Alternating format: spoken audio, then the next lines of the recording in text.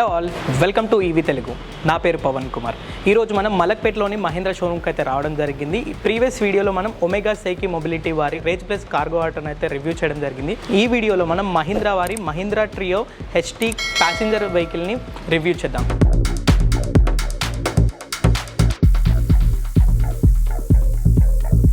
ఇదే ఇక్కడ మీరు చూస్తున్నారు కదా, ఈ వెహికలే మన మహీంద్రా ట్రియో ప్యాసింజర్ వెహికల్. ఈ వెహికల్లో మనకు స్క్రీన్ కనుక మీరు అబ్జర్వ్ చేస్తే ఈ స్క్రీన్ వచ్చేసి మనకు డబుల్ లామినేటెడ్ స్క్రీన్ అయితే ప్రొవైడ్ చేస్తారు. సో దట్ ఏంటి అంటే ఇన్ కేస్ ఎప్పుడైనా ఈ అద్దం అనేది పగిలితే ఈ దీంట్లో ఉండే పీసెస్ ఇన్ కేస్ పగిలినప్పుడు పీసెస్ వస్తాయి. ఆ పీసెస్ అనేవి డ్రైవర్కి కానీ బయట ఉన్న వ్యక్తులకు కానీ ఎట్లాంటి హాని చేయకుండా ఇవి దీనికే స్టిక్ అయిపోతాయి అన్నమాట. సో దాన్నే మనం డబుల్ లామినేట్ అటు సైడ్ ఉంటుంది లామినేషన్, ఇటు సైడ్ ఉంటుంది.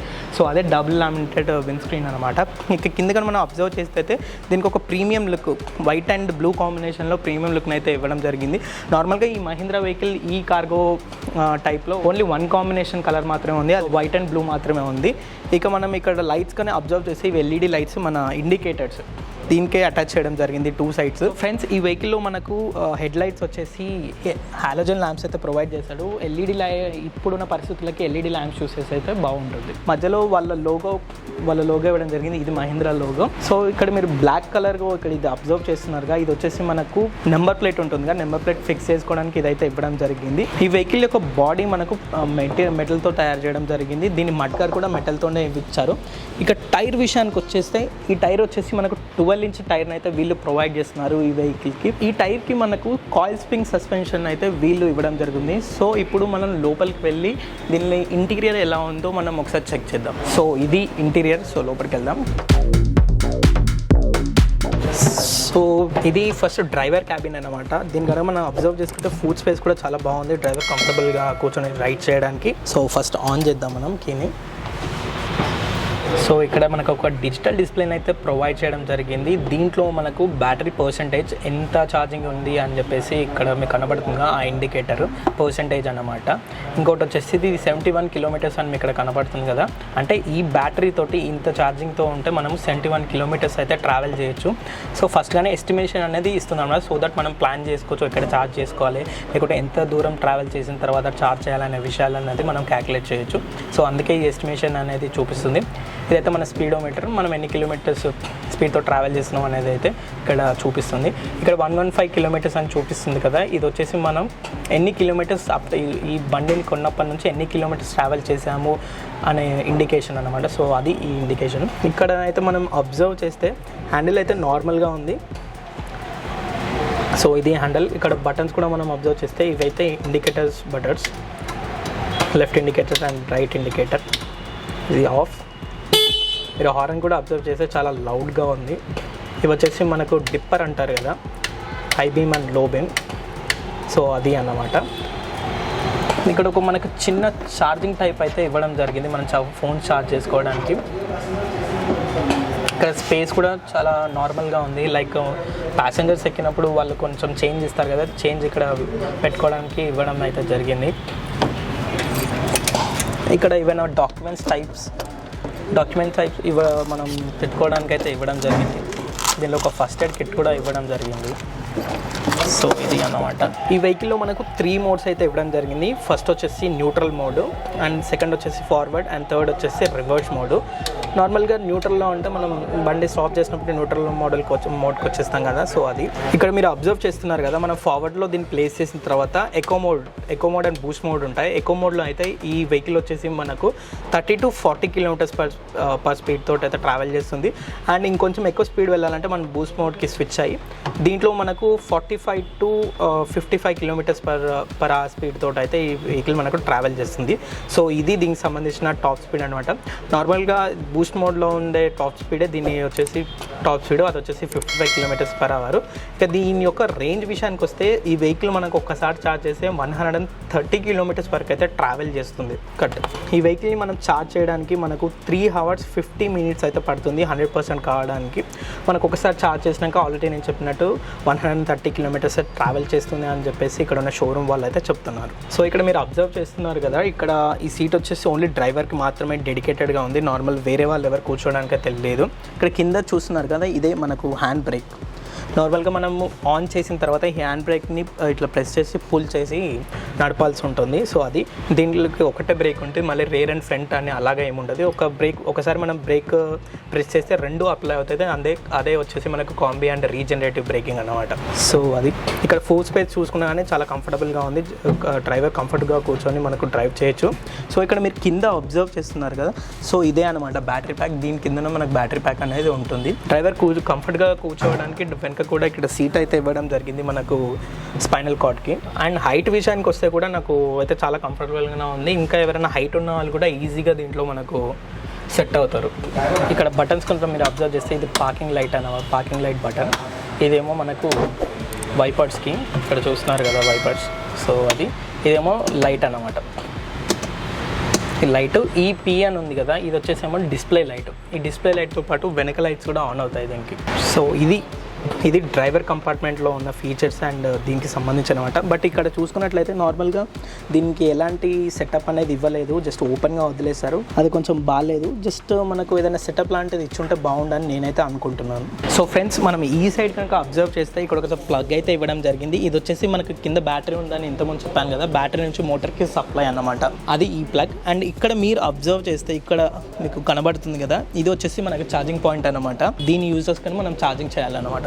సో ఇక్కడ వెనక చూసుకున్నట్లయితే దీనికైతే డోర్స్ అయితే ఇవ్వడం జరిగింది. నార్మల్ వెహికల్స్లో మనకు ఇంజన్ వెహికల్స్ ఉంటాయి కదా, ఆ వెహికల్కి అయితే ఇలా డోర్స్ అయితే ఇవ్వరు, బట్ దీనికైతే కొంచెం స్పెషల్గా డోర్స్ అయితే ఇవ్వడం జరిగింది. సో ఇలా ఓపెన్ చేసాను.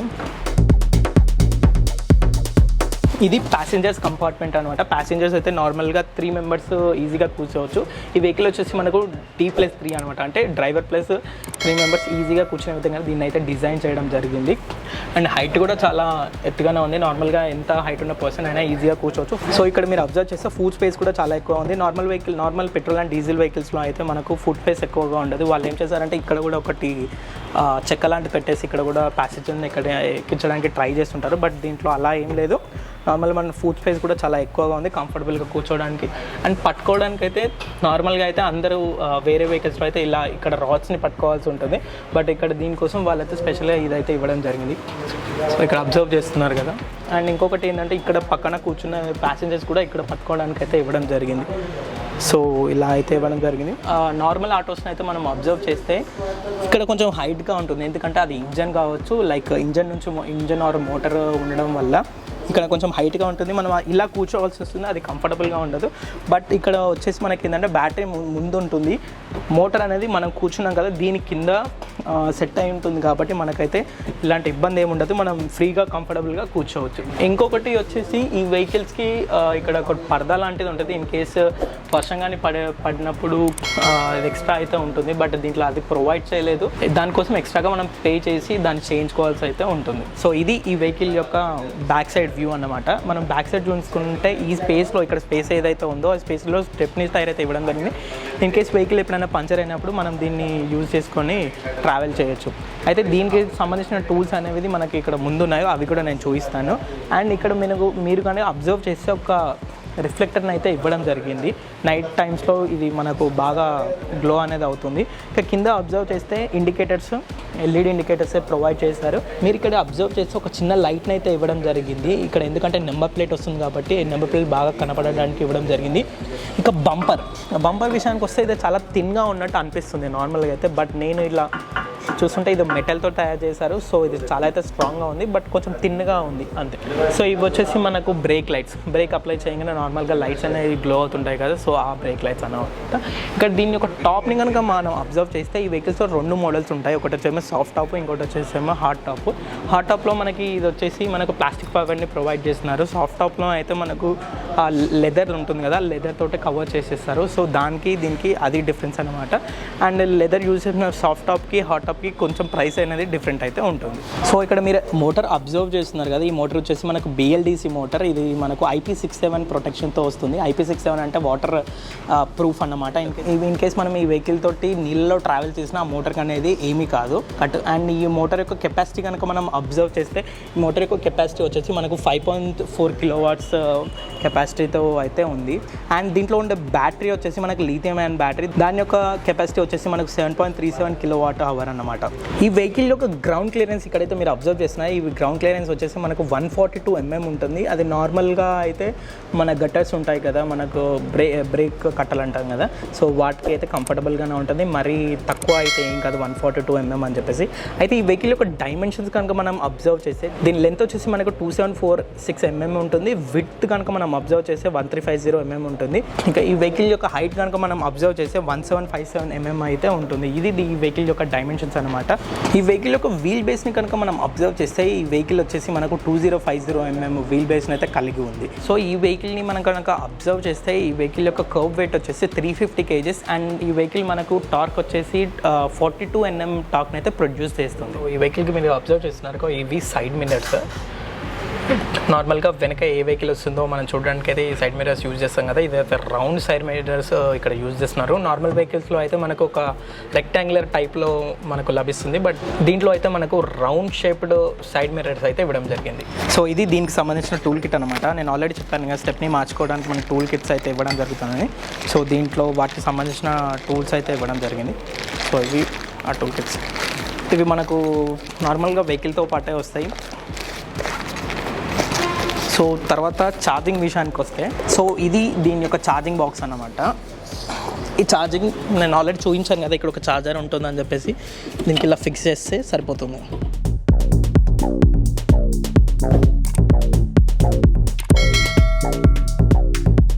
సో ఈ ఛార్జర్ బాక్స్ని మనం ఇలా ఇక్కడ కనెక్ట్ చేసిన తర్వాత మన ఛార్జింగ్ పోర్ట్ ఉంటుంది కదా, ఛార్జింగ్ పోర్ట్ ఫిక్స్ చేసుకుంటే దీనికి ఛార్జింగ్ అనేది స్టార్ట్ అవుతుంది. ఇది ఫుల్ ఛార్జ్ కావడానికి మనకు 3 hours 50 minutes అయితే పడుతుంది. దీనిలో ఫాస్ట్ ఛార్జింగ్ ఆప్షన్ అయితే ఏమీ లేదు ఇప్పుడు ప్రజెంట్ అయితే. ఇన్ కేస్ ఫ్యూచర్లో యాడ్ చేసే అవకాశం అయితే ఉంది. సో ఇది ఈ వెహికల్ యొక్క ఓవర్వ్యూ అన్నమాట. ఈ వెహికల్ యొక్క ప్రైస్ని కనుక మనం అబ్జర్వ్ చేస్తే ఈ వెహికల్ ప్రైస్ వచ్చేసి మనకు 3,07,000 అయితే వాళ్ళు చెప్తున్నారు. ఒక 2-3,000 అనేది వేరీ అయితే ఉండొచ్చు. ఈ వెహికల్కి మనకు సబ్సిడీ అనేది వస్తుంది. సబ్సిడీ వచ్చేసి మనకు 73,000 రూపీస్ అయితే వస్తుంది. అయితే ఈ సబ్సిడీ తర్వాత ఈ సబ్సిడీ ఏది అయితే ఉందో 73,000 సబ్సిడీ తర్వాతనే మనం చెప్పిన 3,07,000 రూపీస్ ఇది వెహికల్ యొక్క కాస్ట్ అన్నమాట. అండ్ దీని మీద వారంటీ వచ్చేసి మనకు కంపెనీ వారు 3 years వారంటీని అయితే వాళ్ళు ఇస్తున్నారు. 3 years వారంటీ వచ్చేసి మనకు బ్యాటరీ మీద, మోటార్ మీద మరియు ఓవరాల్ ఆటో మీద అన్నమాట. సో ఫ్రెండ్స్, ఈ వెహికల్ని మనం మూవ్ చేయడం అనేది చాలా ఈజీ. ఫస్ట్ ఆఫ్ ఆల్ మనం ఆన్ చేస్తాం కదా, ఆన్ చేసిన తర్వాత నార్మల్గా అయితే ఈ వెహికల్ మనకు న్యూట్రల్ మోడ్లో ఉంటుంది. న్యూట్రల్ తర్వాత ఫస్ట్ ఫార్వర్డ్కి వెళ్ళాలంటే ఫార్వర్డ్కి స్విచ్ చేసుకోవాలన్నమాట. ఫార్వర్డ్కి స్విచ్ చేసుకున్న తర్వాత కానీ మనకు 2 మోడ్స్ ఉంటాయి కదా, Boost mode and echo mode. నార్మల్గా ఫస్ట్లో మనం చాలా స్లోగా వెళ్తాం కాబట్టి ఎకనామిక్ మోడ్లో పెట్టుకుంటే సరిపోతుంది. సో ఫస్ట్ మనం ఒకసారి దీన్ని డ్రైవ్ చేద్దాం. సో నేను ఆన్ చేశాను, ఫస్ట్ ఫార్వర్డ్ మోడ్లో పెట్టాను, ఎకో మోడ్లోనే ఉంది. సో చూస్తున్నారు కదా, సో ఇలా ఇది ఫార్వర్డ్. అండ్ ఇప్పుడు మనం రివర్స్లో వెళ్ళాలంటే న్యూట్రల్ నుంచి వచ్చి తర్వాత రివర్స్కి రావాలన్నమాట. మీరు రివర్స్ చూస్తున్నట్టయితే ఒక లౌడ్ సౌండ్ అనేది వస్తుంది. సో దట్ ఏంటంటే పక్కన ఉన్న వాళ్ళకైతే అర్థమవుతుంది ఈ వెహికల్ అయితే రివర్స్ వెళ్తుందని. సో రివర్స్ కూడా అంతే, మనం బ్రేక్ అయితే అప్లై చేయొద్దు. సో వెనక చూసుకుంటే సో ఇలా అనమాట, రివర్స్ వెళ్తే బాగుంటుంది. సో ఇది బట్ దీంట్లో ఒక చిన్న నెగిటివ్ ఏంటి అని అంటే మనకు రివర్స్ వెళ్ళడానికి ఇక్కడ ఒక అద్దం ఉంటే బాగుంటుంది. బట్ అది ఇప్పుడు ఇవ్వలేదో లేదో తర్వాత ఇస్తారో నాకు తెలియదు. బట్ ఇక్కడైతే ఒక చిన్న మిర్రర్ ఉంటే చాలా బాగుంటుంది. సో దట్ ఏంటంటే మనము వెనక్కి చూసే ఛాన్స్ ఉంటుంది. లేదు అంటే మనం ఇలా చూడాల్సి ఉంటుంది మన రివర్స్ వెళ్ళేటప్పుడు. అండ్ దీని యొక్క బిల్డ్ క్వాలిటీ గురించి మనం మాట్లాడుకుంటే బిల్డ్ క్వాలిటీ అయితే కొంచెం లోగా ఉందని చెప్పొచ్చు. ఇక్కడ మనం చూస్తున్నట్లయితే నార్మల్గా వైడ్స్ అనేది మనకు కనబడుతున్నాయి. ఇన్ కేస్ ఇవి ఇలా ఓపెన్గా ఉండడం వల్ల క్రాక్ వచ్చే ఛాన్సెస్ అయితే ఉంటుంది. సో ఈ వెహికల్ని మనం యూజ్ చేయడం వల్ల మనకు కిలోమీటర్కి ఓన్లీ 50 పైసా మాత్రమే ఖర్చు అవుతుంది. సో అది చాలా అంటే చాలా తక్కువ, ఎందుకంటే ప్రస్తుతం మనకు ఫ్యూయల్ రేట్స్ అయితే చాలా ఎక్కువగా ఉన్నాయి కదా. సో వాటితో కంపేర్ చేసుకుంటే మనం ఈ వెహికల్ని యూజ్ చేసే ఓన్లీ కిలోమీటర్కి 50 పైసా అనేది చాలా తక్కువ. అండ్ ఈ వెహికల్ అయితే నాకు చాలా బాగా నచ్చింది. సో ఇది ఇవాల్టి వీడియో. ఈ వీడియో నచ్చితే లైక్ చేయండి, మీ ఫ్రెండ్స్ అండ్ ఫ్యామిలీ మెంబర్స్కి షేర్ చేయండి. ఈ వెహికల్ గురించి మీరేమనుకుంటున్నారో కింద కామెంట్ సెక్షన్లో మాకు తెలియజేయండి. ఇలాంటి మరిన్ని వీడియోస్ కోసం మా ఛానల్ని వెంటనే సబ్స్క్రైబ్ చేసుకోండి. Go green, go electric.